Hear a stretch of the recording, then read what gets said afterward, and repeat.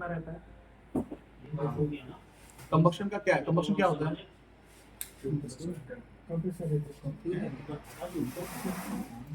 Fuel कैसे burn होता है पेट्रोल इंजन में? स्पार्क प्लग के थ्रू होता है कि इंजेक्टर के थ्रू होता है? स्पार्क प्लग के थ्रू बर्न होता है। कंप्रेशन होता है उसमें? क्या होता है एक एवरेज इंजन का कंप्रेशन वैल्यू क्या रहता है?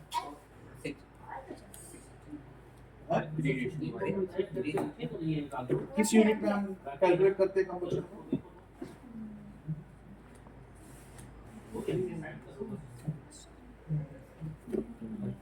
चलो मैं बता दे रहा हूँ। इसको क्या बोलते हैं? ये इंजेक्टर है, डीजल इंजन एक बार एक्सप्लेन कर देता हूँ। ये डीजल इंजन है, 1600 बार के प्रेशर में चलता है। ठीक है, इसका लास्ट प्रेशर जो है इंजेक्शन करने का वो है 1600 बार, मतलब 6000 आरपीएम। गूगल में जाना, एक गाड़ी का स्पेसिफिकेशन निकालना, ठीक है, उसमें निकालना व्हीकल स्पेसिफिकेशन, उसमें लिखा रहता है ना 3500 आरपीएम इन 740 न्यूटन मीटर, ठीक है। इंजेक्टर की वैल्यू भी ऊपर रहता है, जितना इंजेक्टर स्ट्रॉन्ग रहेगा ना, जब 1600 बार में इंजेक्टर का परफॉर्मेंस आता है, मतलब 1600 बार मैक्सिमम रहता है।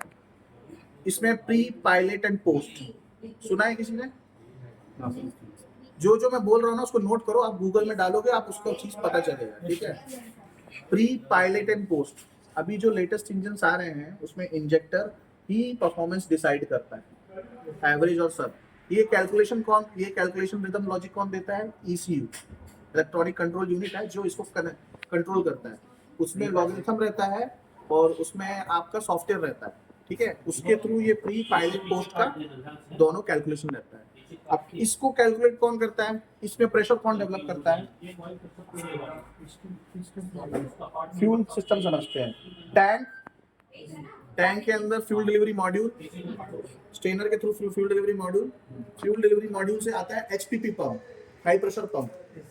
हाई प्रेशर पंप के थ्रू फिर कहाँ जाता है? ये कॉमन रेल फिर कहाँ जाता है? HT line, high pressure line, high tension line. Common rail, ये है कॉमन रेल, ठीक है। इसमें देखो ये पंप है, ठीक है, पंप से कॉमन रेल में गया, कॉमन रेल से HT पाइप में आई, फिर इंजेक्टर में गया, ठीक है। 1600 बार का प्रेशर ये भी जनरेट करता है। जो HPP है, हाई प्रेशर पंप, इसका लास्ट प्रेशर है 1600 बार, और ये जो इंजेक्टर है ये परफॉर्मेंस अपना 1600 बार में ही देगा, मतलब इसकी लास्ट पीक जो है वो 1600 बार ही रहेगा, ठीक है। अब उस 1600 बार में प्री, पायलट और पोस्ट इंजेक्शन होते हैं।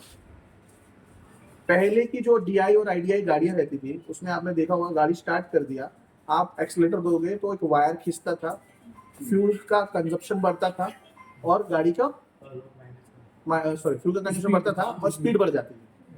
अब क्या हुआ है? अब ये कैलकुलेशन कौन करता है? वायरिंग सिस्टम सब खत्म, कोई भी आप ब्रेक और क्लच के अलावा किसी में वायरिंग नहीं है। अब सब सेंसर आउटपुट और इनपुट के बेस में काम करता है। जितना इनपुट आप दोगे उतना आउटपुट वो आपको अवेलेबल करवाएगा, किसके थ्रू? सॉफ्टवेयर और EMS ECU के थ्रू।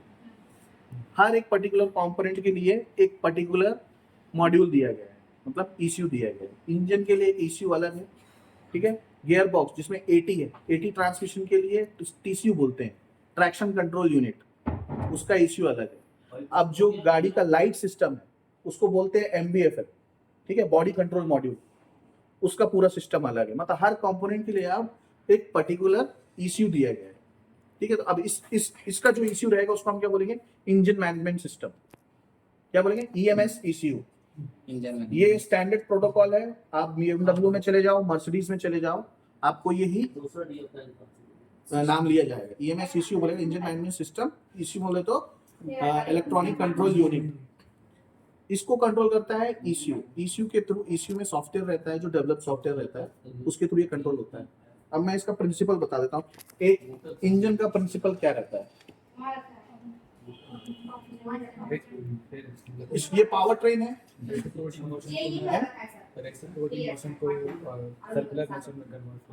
हाँ ठीक है। इसका रोटेशन मेरे को बता सकते हैं? क्रैंक का कितना रोटेशन होता है कि एक पावर होता है? कितने रोटेशन में एक पावर स्ट्रोक होता है? 4 स्ट्रोक में एक पावर जनरेशन, 4 स्ट्रोक में एक पावर है। तो what is the difference between 2 stroke and 4 stroke? दो रिवॉल्यूशन में एक पावर जनरेट करते हैं, मतलब 4 रेवोल्यूशन में एक पावर जनरेट करता है, दैट इज कॉल्ड 4 स्ट्रोक। दो रेवोल्यूशन 2 रोटेशन में एक पावर स्ट्रोक जनरेट करता है, हाँ that is called 4 stroke, correct. और 2 stroke one 1 rotation. Yes sir 2 stroke और 4 स्ट्रोक में सिंपल रहता है क्या? Suction, compression, power, exhaust. Yes sir 2 stroke और 4 स्ट्रोक में दोनों सेम रहता है, यस सर तो फिर कैसे जनरेट होता है? एक साइकिल में, एक साइकिल बोलो ना, 2 स्ट्रोक हम किसके यूज करते थे? पहले के स्कूटर वगैरह में। हाँ, जो 2 स्ट्रोक थे बाइक्स में, उन सब में आता था। 2 स्ट्रोक में क्या होता था? सिंगल रोटेशन, मतलब सक्शन और पावर एक बार में होता था और कंप्रेशन और एग्जॉस्ट एक बार में होता था 2 स्ट्रोक इंजन में। 4 स्ट्रोक में क्या है? इंडिविजुअल सिलेंडर्स हैं, इसलिए 720 डिग्री में एक सिंगल स्ट्रोक होता है, ठीक है। अगर क्रैंक का रोटेशन 720 डिग्री रहेगा तो कैम का रोटेशन क्या रहेगा? कैम जानते हो ना? कैम क्या है? कैम शॉप देखे हो? देखिए क्या बोलते हैं कैम को? कैम जिसको रोटेट करता है उसको क्या बोलते हैं? कैम लोब सुना है? कैम लॉग कैलकुलेशन, लॉगरिथम, ठीक है। कैम का सिंगल है, कैम छोटा है, गियर प्रोटोकॉल पढ़े होंगे कि छोटा गियर बड़े गियर को घुमाएगा तो क्या मिलेगा? छोटा गियर बड़े गियर को घुमाएगा तो क्या मिलेगा? टॉर्क मिलेगा। तो नंबर ऑफ रोटेशन कितना होगा? सपोज कैम का गियर छोटा रहता है, सॉरी ये देखो ये फ्लाई व्हील है, बिग साइज है, ठीक है। अब जो कैम रहेगा उसका कितना है? छोटा है, तो बड़ा गियर 2 बार घूमेगा तो ऊपर वाला गियर छोटा वाला गियर कितनी बार घूमेगा? एक बार। बड़ा गियर अगर 2 बार ज्यादा घूमेगा, हाँ, तो क्रैंक का जो गियर है ना छोटा है, ठीक है। फ्लाई व्हील नहीं घुमाता है, क्रैंक का अंदर एक गियर है छोटा है, ठीक है। इसका 720 डिग्री रोटेशन में ये 360 डिग्री रोटेट करता है, इसमें एक सिंगल पावर स्ट्रोक जनरेट होता है, वो भी DOHC में। HOSC पढ़े हो? Single overhead camshaft and double overhead camshaft, overhead camshaft तुम लोग को बेसिक से आना पड़ेगा। आईसी में क्या है? आईसी क्या होता है? What is the difference between internal combustion और एक्सटर्नल कंबक्शन में? क्या डिफरेंस है? जो फ्यूल है वो मतलब सिलेंडर के अंदर बर्न होता है। दोनों में फ्यूल सिलेंडर के अंदर ही बर्न होता है। आईसी इंटरनल कंबक्शन और एक्सटर्नल। एक्सटर्नल क्या है? कंबेंशन जो होता है वो इंटरनल होता है सर। हाँ, इंटरनल कंबेंशन इंजन में जो कंबेंशन का जो प्रोसेस होता है वो इंटरनल होता है, ये कौन सा है? ये इंटरनल कंबेंशन और एक्सटर्नल? वो जैसे जो हम लोग रेंज में होते हैं। हाँ, एक्सटर्नल मतलब स्टीम इंजन। चलिए ठीक है। तो अब आईसी में आते हैं। इंटरनल कंबक्शन में आता है DI एंड IDI, पढ़े हो? Pre combustion chamber, direct injection. अब आईसी में आते हैं। आईसी में इंटरनल कंबक्शन में आता है DI डायरेक्ट इंजेक्शन और इनडायरेक्ट इंजेक्शन। अब DI में आएगा आपका ITC एंड SP। ITC आ गया आपका इंटरकूलर विद टर्बो और IC आ गया आपका स्क्वायर पैटर्न। ये IC में पैटर्न्स हैं ये, ठीक है। इसका फ्लो चार्ट है, जैसे जैसे जनरेशन बढ़ा फ्लो चार्ट उसका बढ़ता गया। इंटरकूलर आया, फिर टर्बो आया, फिर EGR आया, ठीक है। जनरेशन के हिसाब से ही बढ़ता गया। अब एक्सटर्नल कंबक्शन बंद हो गया, उसकी जगह आईसी पे बनने, आईसी में TC आया। TCIC सुना है? Turbo charger intercooler. इंटरकूलर का क्या वर्क है? किसके लिए? इंजन को कूलिंग की जरूरत होती है, एग्जॉस्ट गैस नहीं निकलता। आप लोगों को बेसिक क्लियर नहीं है। EGR जो है उसको बोलते हैं एग्जॉस्ट गैस रिसर्कुलेशन। उसका फंड ही अलग है, वो एमिशन नॉर्म्स के ऊपर डिपेंड है, उसके इंजन से कोई नहीं है। अगर मैं एक पर्टिकुलर इंजन लेता हूँ, पूरे कंपोनेंट रिमूव कर देता हूँ, सिर्फ एक इंजन विद टर्बो, तो उसका प्रिंसिपल क्या रहेगा? टर्बो का काम क्या है? जो अनबर्न गैस है उसको भी अपनी चेंबर में टर्बो टर्बो टर्बो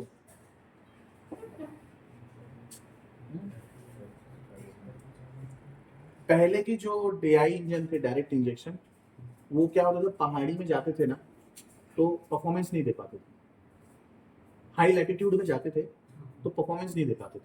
प्रेशर कम ऑक्सीजन लेवल कम हो जाता था। हम भी अगर हाई लैटिट्यूड में जाते हैं तो देखना कान आन बंद होने लगते हैं, ऑक्सीजन की कमी फील होने लगती है। तो जो इंजन है हमारे वो भी सिमिलर है, O2 चाहिए क्योंकि हाँ वो सांस, हम भी सांस लेते हैं, इंजन भी सांस लेता है। जब हमको सांस की कमी लगती तो हम क्या करते हैं? ऑक्सीजन। ऑक्सीजन सिलेंडर यूज करते हैं, हाँ सर। उसमें प्रेशर रहता है, हम रिलीज करते हैं तो जबरदस्ती अंदर। उसमें प्रेशर रहता है, हमको हल्की सी सांस लेनी पड़ती है, वो ऑटोमेटिक इनहेल होता है। सिमिलर थिंग है टर्बोचार्जर, वो सिर्फ बूस्ट करने के लिए। टर्बोचार्जर का आरपीएम रहता है 1,06,000, 1,06,000 आरपीएम रहता है उसका, रोटेशन पर मिनट। टर्बोचार्जर यहाँ टर्बो है क्या मैडम? देखो इसके फिन्स दिख रहे हैं, देखो ये फिन है ना। जब इंजन स्टार्ट होता है तो इसका आरपीएम रहता है 1,06,000, 1,06,000 की स्पीड से रोटेट करता है, रोटेशन पर मिनट। तो ये क्या करता है, इधर से एयर सक करता है, ये एग्जॉस्ट है, और इसको ड्राइव कौन करता है? एग्जॉस्ट। एग्जॉस्ट का जो प्रेशर रहता है ना, उससे टर्बोचार्जर ड्राइव करता है। ठीक है, मतलब क्लॉकवाइज एंड एंटी क्लॉकवाइज में ये क्या दिख रहा है? क्लॉकवाइज। मैं अभी क्या घुमा रहा हूँ? तुम्हारे लिए क्लॉकवाइज है, मेरे लिए एंटी क्लॉक है। सिमिलर कैलकुलेशन इसी में है। फिन्स का डायरेक्शन चेंज किया गया है, ये घूमेगा क्लॉकवाइज, मगर सक्शन और मतलब यहाँ से एग्जॉस्ट का प्रेशर से ये घूमेगा और सक करेगा एयर इंटरकूलर। अब 1,60,000 आरपीएम में कोई चीज घूमेगा, उसका टेम्परेचर क्या रहेगा? अगर हवा में 1,06,000 आरपीएम में हवा को सक करूंगा तो उसका टेम्परेचर क्या रहेगा? Temperature more than 100 degree Celsius होगा। मतलब जो हवा हम सक कर रहे हैं वो 100 डिग्री सेल्सियस के ऊपर होगा। और फ्यूल बर्न करने के लिए कितना टेम्परेचर चाहिए? 80 to 90 डिग्री। तो ऑलरेडी अगर मैं 100 डिग्री टेम्परेचर वाला एयर सक करके डायरेक्ट इंजन में दे दूंगा तो परफॉर्मेंस बनेगा क्या? उसमें क्या होगा, फ्यूल जो रहेगा वो अनबर्न नहीं होगा, प्री बर्न हो जाएगा। फ्यूल मिस्ट बनने से पहले ही बर्न हो जाएगा। और बर्न कैसे होगा? जो इंजेक्टर का टिप रहता है वो लाल हो जाएगा। कंटिन्यूसली 100 डिग्री हम भेजते रहेंगे, एक ग्लास लेना, उसको रख देना गैस के ऊपर, उसको गर्म करना, तो क्या होगा, वो पूरा लाल हो जाएगा। सिमिलर कंडीशन इंजन में होता है। इस कंडीशन में हमें क्या करना है? कूलिंग करना है। तो हमने टर्बोचार्जर में लगा दिया क्या? इंटरकूलर। टर्बो सक किया, उसने जो टर्बो सक किया, उसका जो एयर टेम्परेचर था वो 100 डिग्री था। जैसे इंटरकूलर में वो गया, फिर इंटरकूलर से जब निकलेगा ना तो वो 50 डिग्री में आ जाएगा। मतलब वो टेम्परेचर मेंटेन कर लेगा जो इंजन में जाने के लिए मतलब चाहिए। इंटरकूलर में क्या यूज करते हैं? इंटरकूलर दिखा दे रहा हूँ। इंटरकूलर कुछ नहीं, सिमिलर एक हीट एक्सचेंजर। इसमें यूज क्या करते हैं? एल्यूमिनियम रहता है। एल्यूमिनियम का वो क्या है, प्रिंसिपल क्या है, उसकी प्रॉपर्टी क्या है? एल्यूमिनियम का कंडक्शन ये है कि वो एक ऐसा मटेरियल है कि जितने जल्दी हीट होता है उतने जल्दी ठंडा भी होता है, लाइट वेट रहता है। तो उसमें क्या है, वो हीट एक्सचेंजर है। प्लांट्स में देखे हो, बॉयलर को ठंडा करने के लिए क्या लगाते हैं? रेडिएटर जैसा, सिमिलर है। एयर उससे जाती है, वो बोलते हैं डेंसिटी कम हो जाएगी। सपोज 1 लीटर पानी लेना और उसको 100 डिग्री गर्म कर देना, उसको ठंडा होने में कितना टाइम लगेगा? अगर मैं एक सिलेंड्रिकल बाल्टी में रखता हूँ पानी, उसको 100 डिग्री गर्म करता हूँ और उसको फैन चालू करके मैं नीचे रख दूंगा, कितनी देर में ठंडा होगा वो? आधा घंटा लगेगा। उसी को मैं अगर बड़े सरफेस में फैला के फैन में रखूंगा तो कितनी देर में ठंडा होगा? 15 मिनट में ठंडा हो जाएगा। सिमिलर उसमें वही किया गया है। उसके अंदर पे फिन्स बने हुए हैं। एयर जब पास होती है तो एयर डिस्ट्रीब्यूट हो जाती है, डेंसिटी शॉर्ट हो जाता है, और ठंडा किससे होता है? हवा से ही। ठीक है, तो 100 डिग्री को इमीडिएटली 50 डिग्री सेल्सियस पे ले आता है। वो अब गया आपके इंजन में। ठीक है, इंजन में कंबक्शन हुआ। अब आ गया आपका ईजीआर का फंक्शन। ईजीआर का फुल फॉर्म क्या है? Exhaust gas recirculation. ईजीआर को इंट्रोड्यूस किया गया था 2015 में। ठीक है, इसको नॉर्म्स को जो ओजोन लेयर समझते हैं आप लोग? Yes sir. ओजोन लेयर का क्या है, क्या करती है वो? फिल्टर करता है। हाँ, यूवी रेस को फिल्टर करता है। तो उसको प्रोटेक्ट करने के लिए यूरो 6 उस टाइम लॉन्च हुआ था, जिसको हम उस टाइम हम लोग BS4 बोलते थे। ये यूरोपियन कंट्रीज में उसको यूरो 6 बोलते थे। तब वो नॉर्म्स आया ना, तो ओजोन लेयर को इम्पैक्ट करने वाला जो हार्मफुल गैस है that is called NOx, nitrogen oxide, ठीक है, ये इम्पैक्ट करती है। तो इसको कम करने के लिए क्या करना पड़ेगा? नॉक्स जनरेट कब होता है? जब फ्यूल की प्रॉपर्टीज पूरी तरीके से बर्न ना, और फ्यूल की प्रॉपर्टीज अगर बर्न नहीं होगी तो नॉक्स जनरेशन होगा। तो हमको क्या करना है? एक सर्टेन टेम्परेचर में उसको जलाना है। और वो एक सर्टेन टेम्परेचर कब क्रिएट होता है? जब इंजन के अंदर पावर जनरेट होकर एग्जॉस्ट क्रिएट होने लगता है ना, तब वो टेम्परेचर इंजन में रहता है। उस टेम्परेचर में हमको वो गैस को बर्न करना है।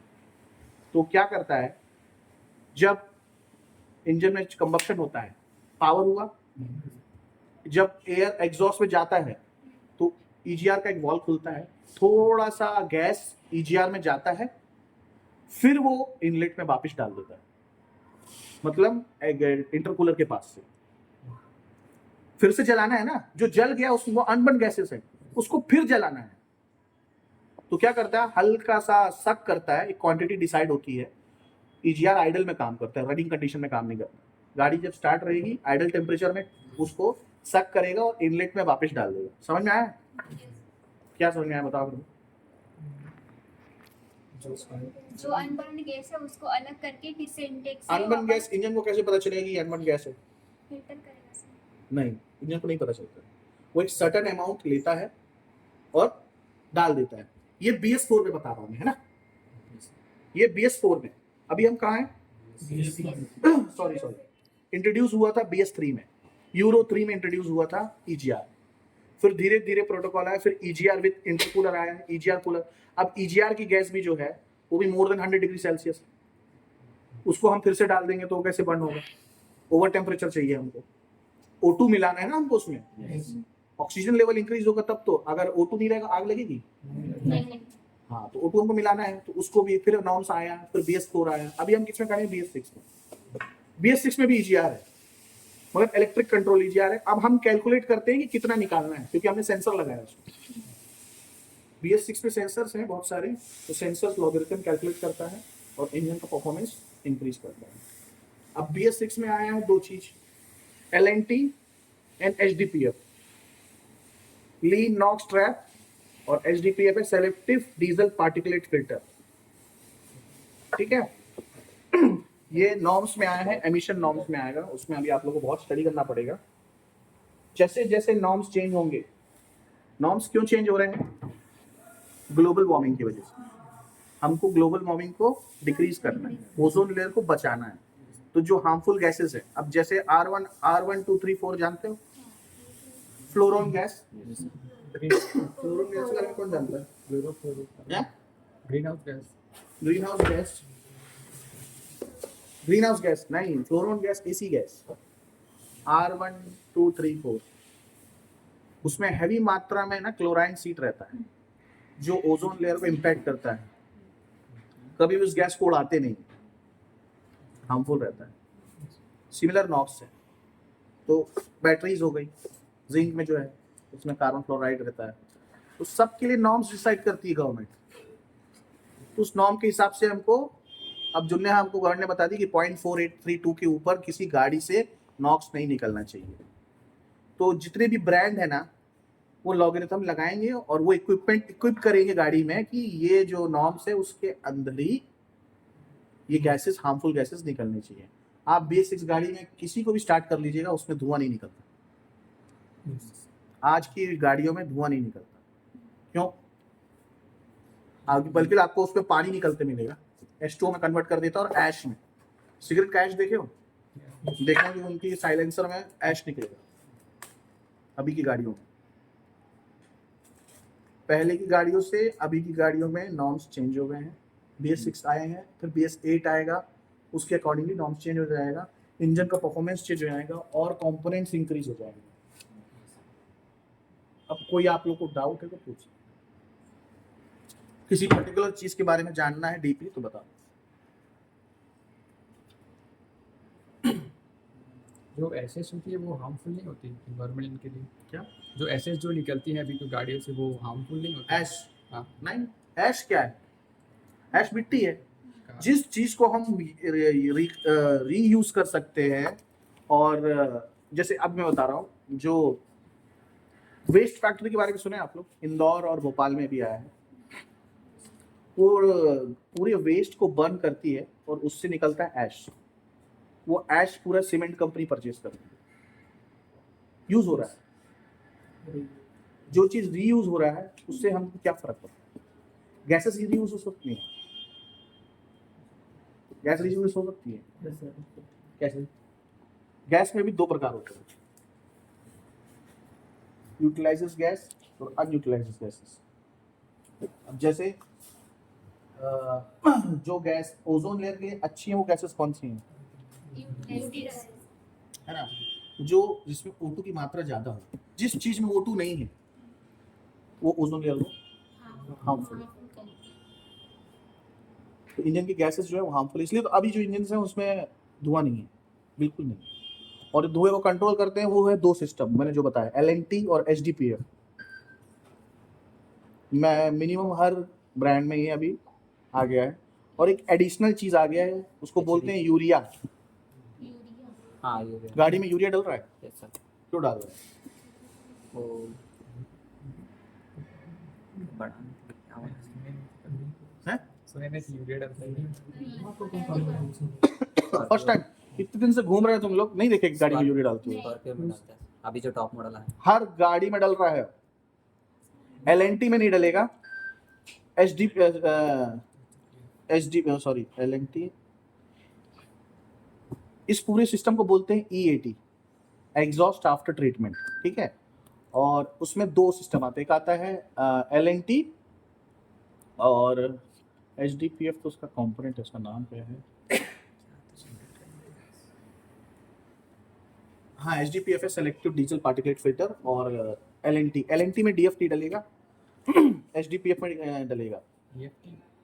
वो कंपोनेंट है, मैं आपको दिखाऊंगा क्या है। ये सिस्टम है चीज, ये पर्टिकुलर सिस्टम है ना, DF उसमें डलता है। मैं DF आपको दिखाता हूँ कैसे डलता है। DF में भी DF बोलते हैं उसको, यूरिया जो है उसको DF बोलते हैं। क्या करता है सर? जो उसको बोलते हैं डीजल एग्जॉस्ट फ्लूइड। करता है वो ये है, जो कार्बन डिपॉजिट होता है, जो नॉक्स और PM बोलते हैं, पार्टिकुलेट मैटर, पढ़े हो?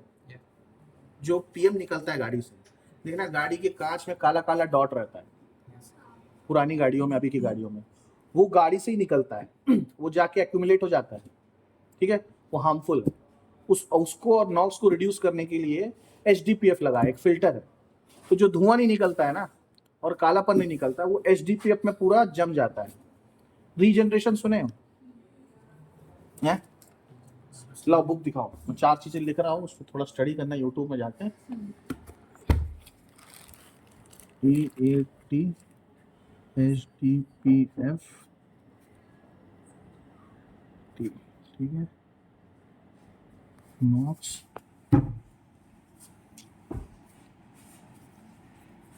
EGR।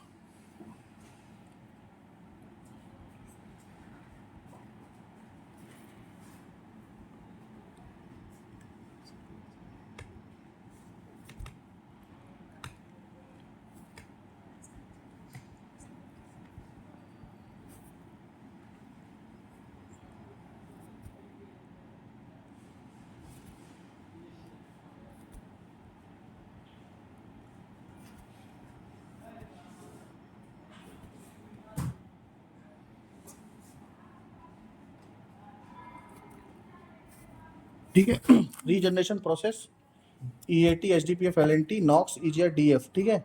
और why BS6 important for our transportation क्या है? अभी आप लोग जो पढ़ रहे हो पूरा पीछे चले गए हो, वहां से सिर्फ प्रिंसिपल लेके आओ। प्रिंसिपल का मतलब क्या होता है? प्रिंसिपल सीधा बता दे रहा हूँ। अभी आप लोगों ने जो बताया ना, सक्शन, कंप्रेशन, पावर, एग्जॉस्ट, ये एक इंजन का प्रिंसिपल है। अब आप सोने का इंजन बनाओ या चांदी का इंजन बनाओ, प्रिंसिपल क्या रहेगा?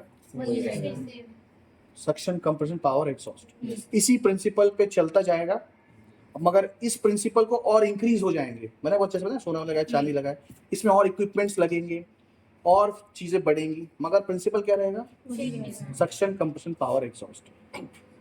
तो प्रिंसिपल आप लोगों को पता करना है। सक्शन, कंप्रेशन, पावर, एग्जॉस्ट क्या होता है?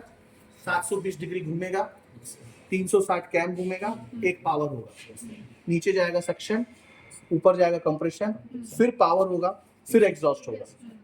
ये प्रिंसिपल। अब उसमें टेक्नोलॉजी ऐड होगी, जैसे EAT, HDPF, LNT, एमिशन को कंट्रोल करने के लिए ये EGR, ये DF, EGR, ये HDPF सब लगाया हुआ है। बस आप लोग इतना रिसर्च कर लेना, मिल जाएगा। इसके अकॉर्डिंगली कंपोनेंट लगाते हैं। घर लिए, बोर हुए, टीवी ले लिए, ठंडा पानी पीना तो फ्रिज ले लिए, गर्मी लग रही तो AC लगा लिए, इंजन नहीं बोलिए, परफॉर्मेंस डाउन हुआ। हाँ, पहले जो इंजेक्टर का प्रेशर था 1000 बार के अंदर ही, ठीक है, अब 1600 बार है। पहले गाड़ी की स्पीड, टॉप स्पीड क्या थी? 110। आज गाड़ी की टॉप स्पीड 260, 240 है। और 260, 240 मूवमेंटल गाड़ी को मेंटेन करने के लिए हमको क्या चाहिए? टेक्नोलॉजी चाहिए। चेचिस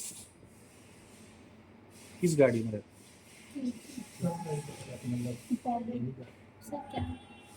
चेचिस किस गाड़ी में रहता है? गाड़ी के प्रकार कितने होते हैं?